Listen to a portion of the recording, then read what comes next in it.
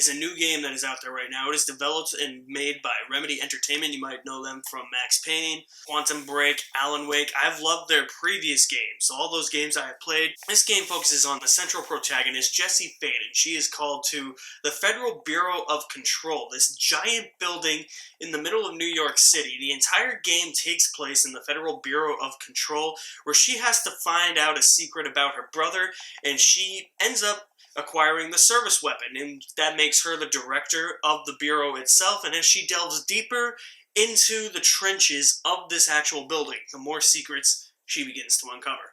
As I've said, I've played Remedy Entertainment's games in the past. Max Payne 2, Alan Wake, Quantum Break. I love how Remedy Entertainment makes such unique games. For instance, Max Payne is like a neo-noir game with comic book strips as cutscenes because it was a low-budget game. Alan Wake is played like a TV show. Like, once you finish one chapter, it does a recap of the previous chapter.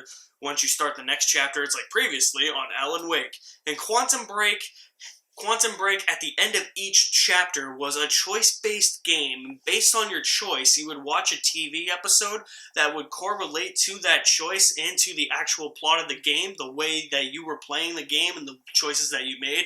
That was really interesting. Control doesn't really have any of that, kind of just its own thing. There's no TV show, no neo-noir thing or anything. Nothing like that like Remedy has experimented with in the past. This is once again directed by Sam Lake, who is the head of Remedy Entertainment, and this game got rave reviews. It's got like an 83 on Metacritic for Xbox One, which is what I played it on, 81 on PlayStation 4. I'm sorry to say it's not that good. This is kind of the first misfire for Remedy Entertainment. This game is just, there's nothing bland about the way it looks. Character designs are really good. It looks great on my Xbox One. I just got a new TV and it looks great on there. The environments are awesome. It just shows how big this actual building, the Federal Bureau of Control, is. It's just the gameplay itself can be so frustrating and so repetitive that you just want to take your controller and be like, what the fuck? Fucking fuck.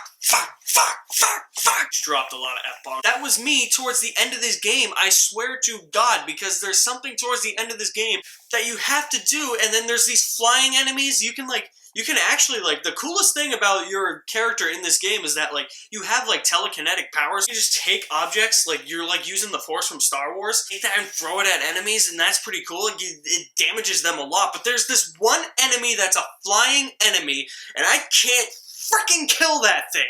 I hate that thing. Fling it at him and he evades it. I'm like, oh, that's where the amount of frustration comes here. Even on an easier difficulty, I played this on normal. Even on an easier difficulty, it gets really annoying after a while. And repetitive the gameplay is. All you do is just enter a bunch of rooms. There's a bunch of enemies. You use your service gun. You can modify your service gun. You just shoot them. You gotta be really, the problem with this game is you gotta be really strategic.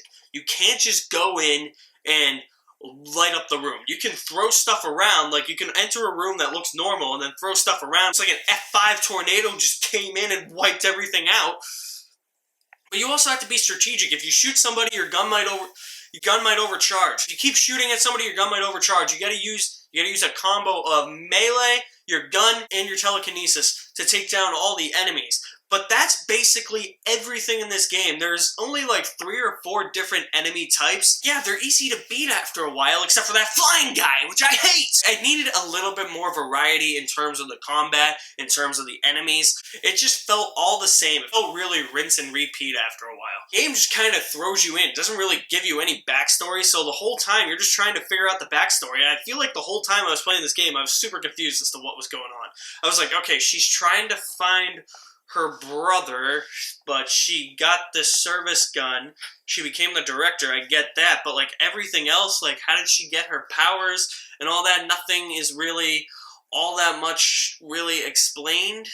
You need a good central story here, and Remedy is really good at telling stories, and I think they missed the mark a little bit on this one, because there's really no development to the main character, Jessie Faden, other than what we get, that she is looking for her brother. She grew up in a town with him called Ordinary. There's something with this hotel in the game that I kept thinking to myself, what does this have to do with anything? And I'm still trying to piece it together in my mind, even after I have beaten the game. That's not to say everything in this game is bad. Like I said, it looks visually awesome. It looks really great on a 4K TV, which is what I have, this big TV above me. I do like how there is some integration of live action acting in here. You'll walk into a room and you'll see a giant projector screen, and it's this scientist who's giving you some background to what the story is, what events are actually occurring in here, because there's this entity called the Hiss, so he's trying to take it down as well.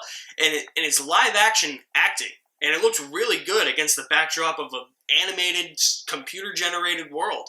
It's pretty great. Something I also didn't mention is that every time you press start in here, the game kind of lags. So that just tells me that they kind of released like a patchy game. They need to patch that up. I think that'll come with an update. I get it, it's a new game, but it just lags. And it's kind of bothersome, especially when you press start and you're in the middle of a battle, and then you're lagging, and then you get killed. Something else that I hate about this game, when you die, so there are these things called control points. When you die, you are sent back to a control point. You are not sent back to the last checkpoint. You are sent back to that control point, as long as you claim it.